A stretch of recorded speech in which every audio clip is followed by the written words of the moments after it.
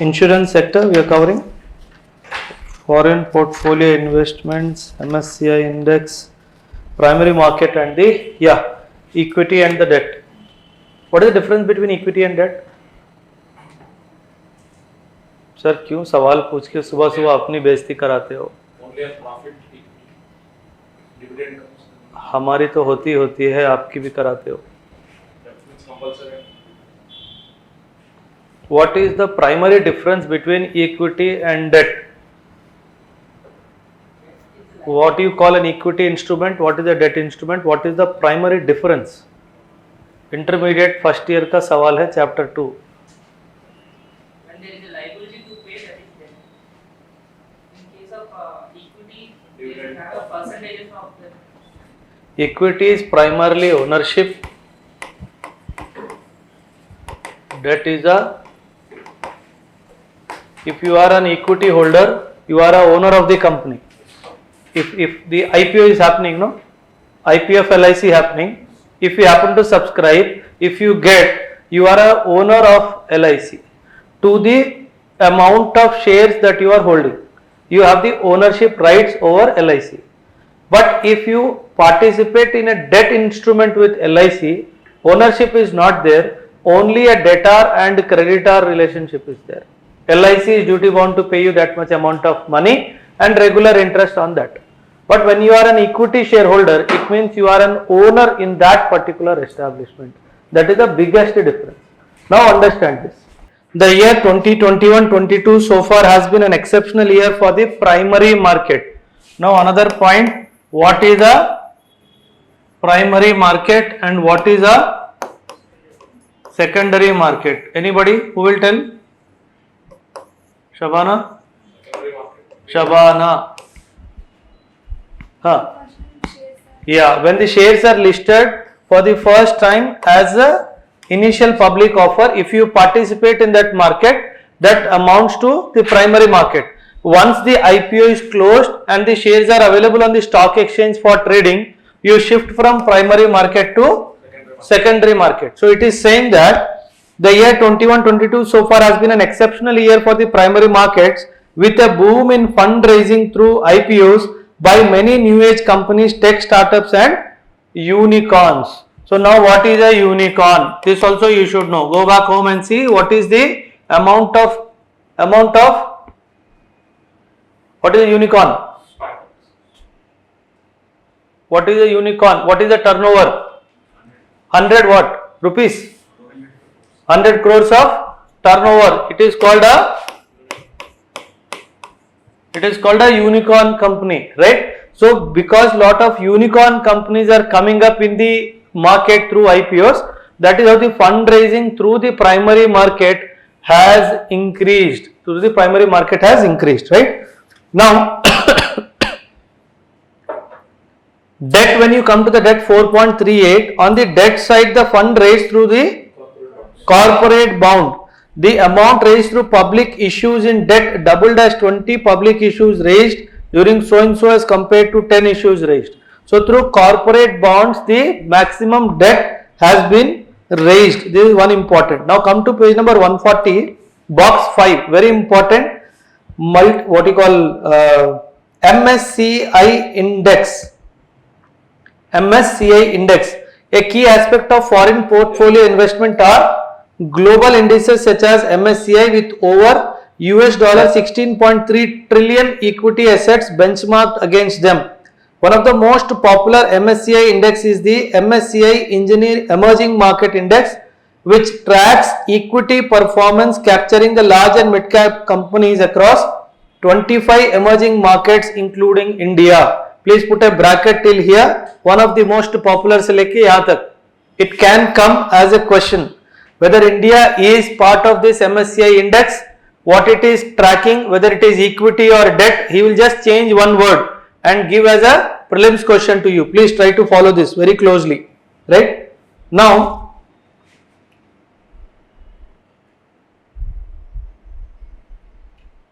page number 4, para number 4.40, page number 141.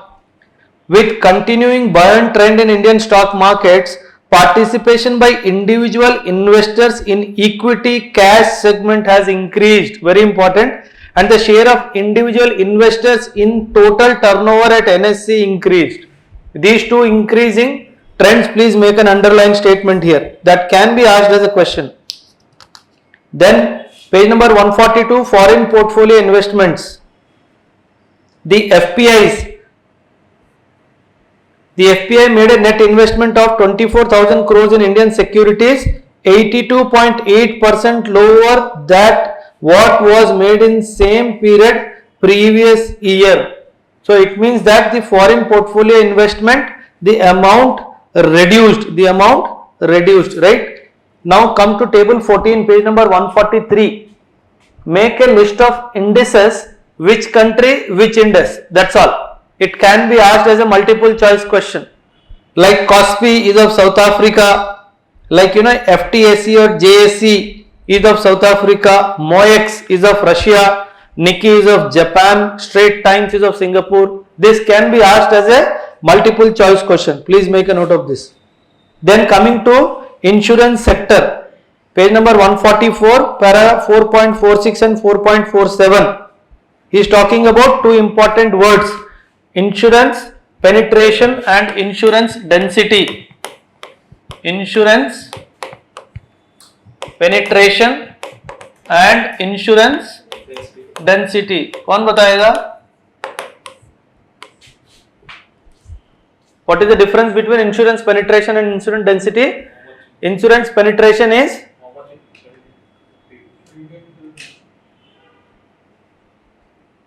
to what? To what? In comparison to what? Insurance penetration, very important question. The insurance premium paid,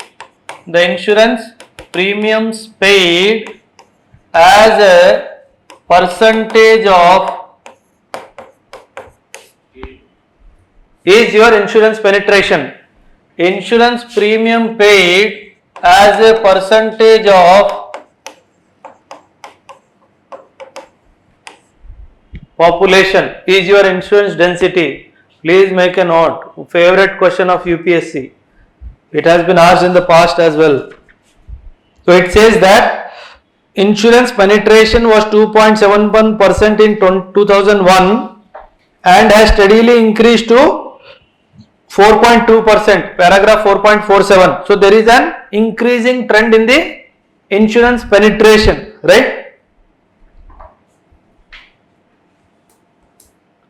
इसमें दिया भी है insurance penetration and insurance density का दी meaning, ठीक है. And the insurance density 4.48 in India increased from $11.5 in 2001 to $78 in 2020. Please underline this statement, very important for prelims. And in 2020 density for life insurance in India is 59 and non-life insurance is $19. Again a comparison, life insurance is more and non-life insurance is less. This is again a comparison, okay? And this is much lower than the global average. And the global insurance density is how much? $360 for general life and $449 for non-life. It means for non-life it is more, for life it is less globally, but when it comes to India, life is more and non-life is less, okay? Very important. Comparative analysis of insurance, what you call penetration and insurance density in table 17 and 18. Just have a cursory look, you need not by heart anything.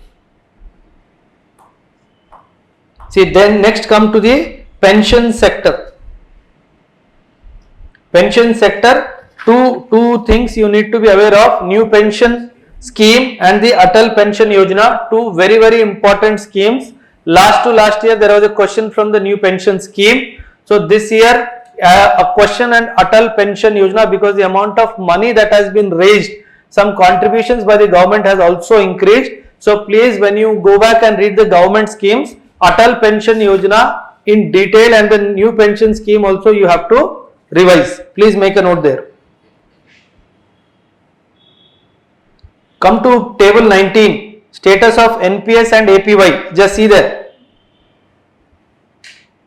Just see the comparison.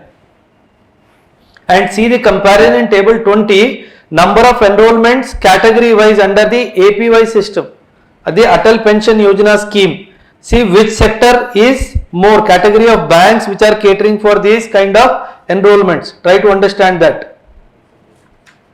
And 4.52 first line is important, underline the age profile of the subscribers in the Atal Pension Yojana scheme suggests increasing enrollment at younger age. Very important, underline that statement, at younger age, right? Next 4.54 paragraph, the limit of aggregate holding of equity shares by a foreign company in pension funds has been revised up from 49% to 74%. This is again very important. Please make a note of this also. And the number of API accounts, table 21, which state has the highest? Uttar Pradesh. Please make a note of that. Which state has the highest? Come to page number 150, insolvency and bankruptcy notes. Very, very important. Insolvency and bankruptcy code. In the IBC, insolvency and the bankruptcy code, try to read the two important dimensions. One is timeline dimension. What is the timeline within which an IBC is supposed to give what you call the finality of judgment. The second is appeal mechanism. What is the appeal mechanism in IBC coding? That also you try to cover up. Very, very important. One question expected from the IBC, insolvency and bankruptcy code. The other platforms we have for these kind of facilities is SARFAESI Act we have, you have the debt recovery tribunals, you have the NCLT is there, National Company Law Tribunal is there, and 29 asset reconstruction companies are there. So there are some of the other platforms which are available on these kind of issues, and the latest addition to this is IBC, the Insolvency and Bankruptcy Code 2016. The IBC was in news. Why the IBC was in news? Some changes have been made with respect to IBC. The difference between two dimensions, financial creditor and operational creditor, these changes were very recently added. Please understand the difference between them. Anybody who is a financial creditor and who is a operational creditor? Who is a financial creditor and operational creditor? Who can initiate the insolvency proceedings? Whether it is a financial creditor or the operational creditor or both. What is consortium lending? What is consortium lending? What is public credit registry, PCR? Public credit registry.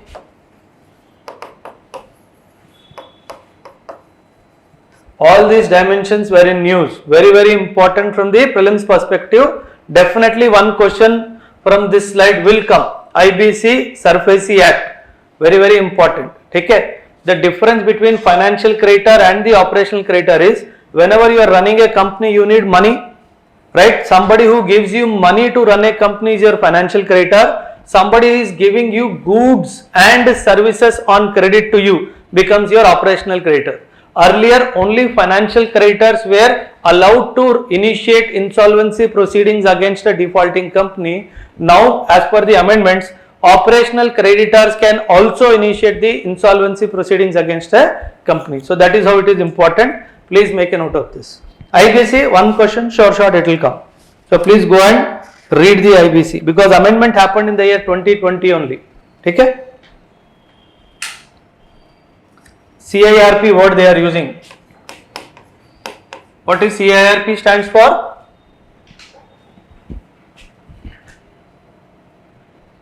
Corporate, किताब में नहीं है, मत ढूंढो. Corporate Insolvency Resolution Process, very important. Connected to this is BBB. इसके बारे में भी पढ़ना है. BBB stands for Bank Board Bureau. So what are the composition? What are the roles and responsibilities of the BBB? Try to cover this dimension also, right?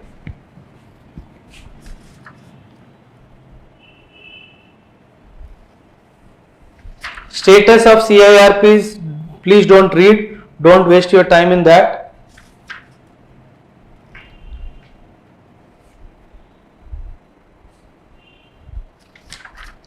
Yeah. Come to page number 154, box 6. Very important. Voluntary liquidation process.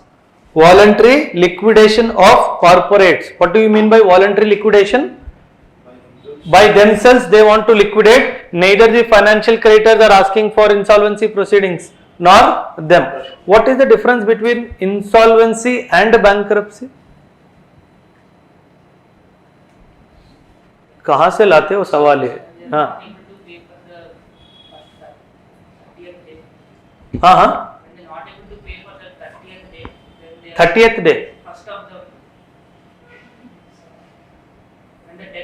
No, that you are talking about They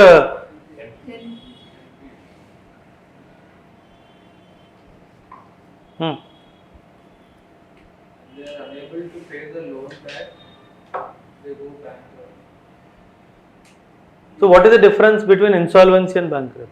Future they can have funds to pay if it's insolvency.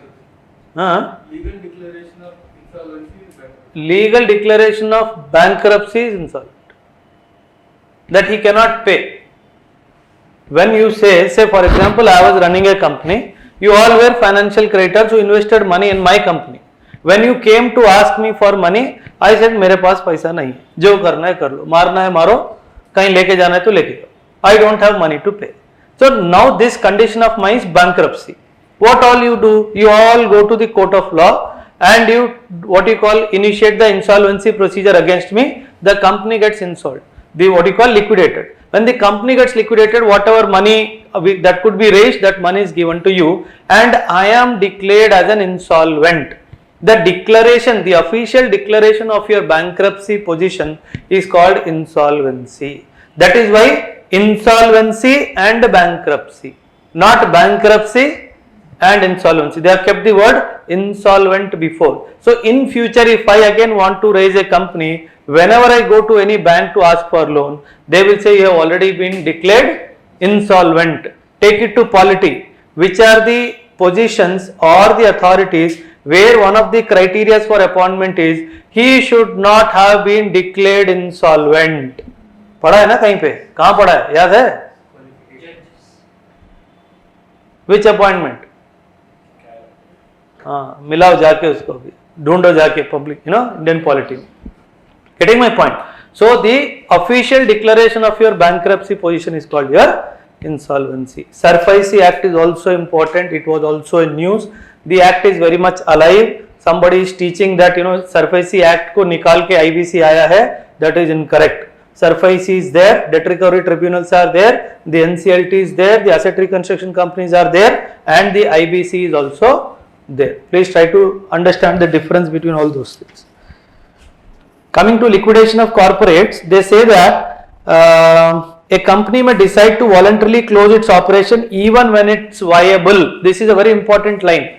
If it comes, which of the following, consider the following statements, which of the following statements are true, and they put a statement, the company can make what you call decide to voluntarily close its operations even when it is viable. It is a right statement. It means even if I am running the company well, even if I am earning profits, I have a right to stop my operations and close the company and go to Himalayas. That's what is the message here. Okay? It need not be only in losses for what you call liquidation. There was a problem in the EODB index also, right? This was the biggest challenge with India. They called it exit Chakravyuh. अरे कुछ याद है? अखबार same आता है ना मेरे पास भी, या मेरे लिए कोई अलग से एडिशन भेज रहे? ओबरॉय सर स्पेशल एडिशन अलग से भेजो इसको. हाँ, it was in news, no? The EODB index of India was suffering because of one what you call primary reason was the exit Chakravyuh was very stronger. Once a company is established, it takes more than 2 years to close it. And in Western European countries, advanced countries, it is 24 hours to 48 hours. So what they are able to achieve in 48 hours, हमको कितना time लग रहा है? 2 घंटा लग रहा है. And in these 2 years, all your statutory filing obligations have to be met. Whatever returns and reports and returns you have to file, you are duty bound to file all those returns. ठीक है? That is the biggest challenge of our EODB index. अभी तो EODB index क्या हो गया भगवान ही जाने. ठीक. Very important. Section 59. come to the same box, box 6.2, Insolvency and Bankruptcy Code, page number 155, section 59 of the IBC, together with IBBI regulation, provide the mechanism for voluntary liquidation of a corporate person. Please make an underline. And when you come back to the box number 2, the second paragraph, currently in page number 154, currently there are two main methods of voluntary liquidation. One is through the Registrar of Companies under section 248 of the Companies Act. The second is through the IBC. So please make a note. इसको कहीं लिखो आप, ठीक है? Very important. One more problem was there related to the corporate insolvency. This what you call box 6 is very important because they are giving the step-by-step procedure of voluntary liquidation process for the IBC. When you go down the table 6A, that voluntary entire liquidation process has been given. It is self-explanatory. थोड़ा time निकाल के 10 minute लेके उसको पढ़ो, ठीक है? Next, coming to cross-border insolvency. What do you mean by cross-border insolvency? It means that one of the parties is not within the geographical limits of our country. He is operating from across the borders. So in case of cross-border insolvency, very important for prelims, page number 157, para 4.67, it says, at present, Insolvency and Bankruptcy Code provides for the domestic laws for the handling of an insolvent enterprise. IBC at present has no standard instrument to restructure the firms involving cross-border jurisdictions. Though there are two sections specifying about it, but what kind of a procedure has to be adopted is not mentioned. When you come down, para 4.68, it says that the third line, cross-border insolvency is regulated by section 234 and 235 IBC. But however, while foreign creditors can make a claim against a domestic company, the IBC currently does not allow for automatic recognition of any insolvency proceeding in other countries. The word you have to understand is there is no automatic insolvency for cross-border insolvency. But however, if your government enters into a bilateral agreement, then this can be executed. So there is no automatic, only if there is a bilateral agreement between the two countries. So para 4.68 and para 4.67, very, very important.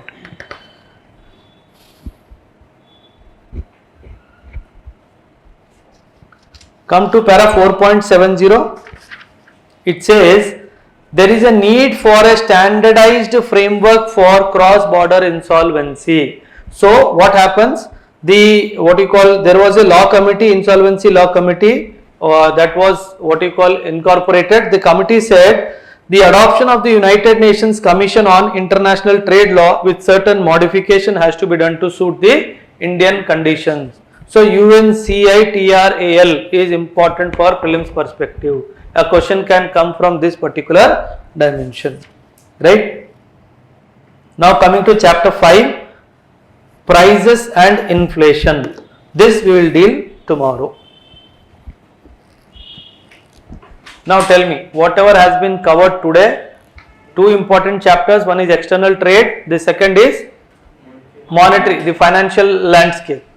See, very, very important, definitely 3 to 5 bits will come in and around the concepts that we have discussed today.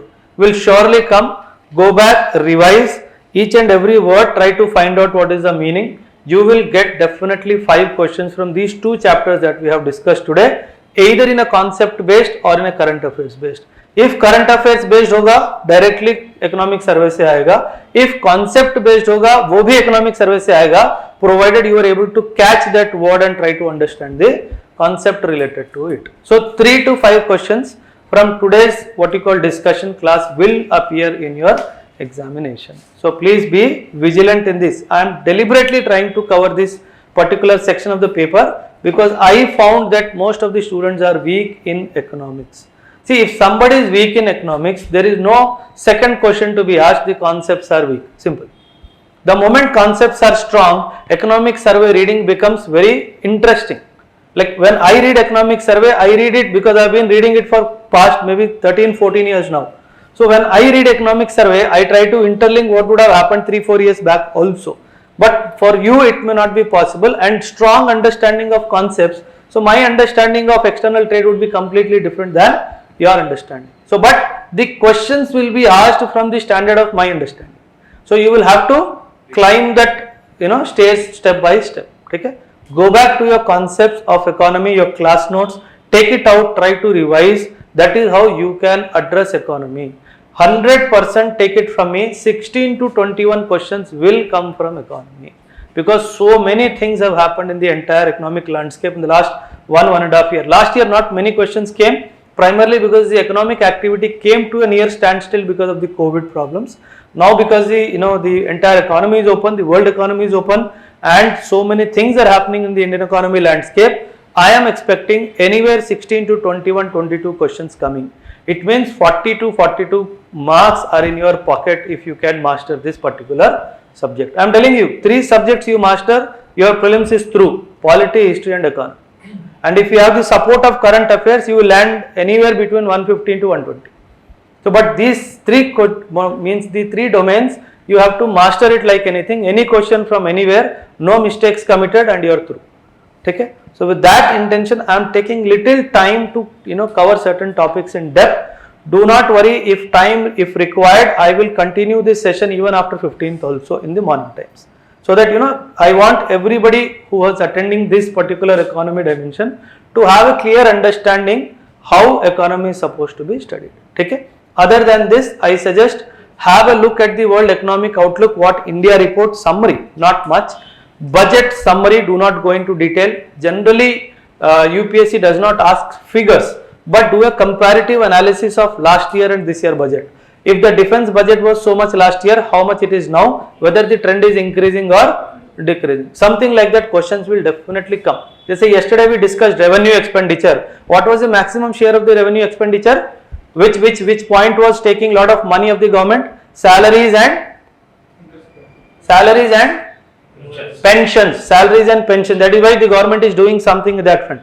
So in this way, try to read RBI ka annual report. If you can get your hands on, huge report, no, only summary.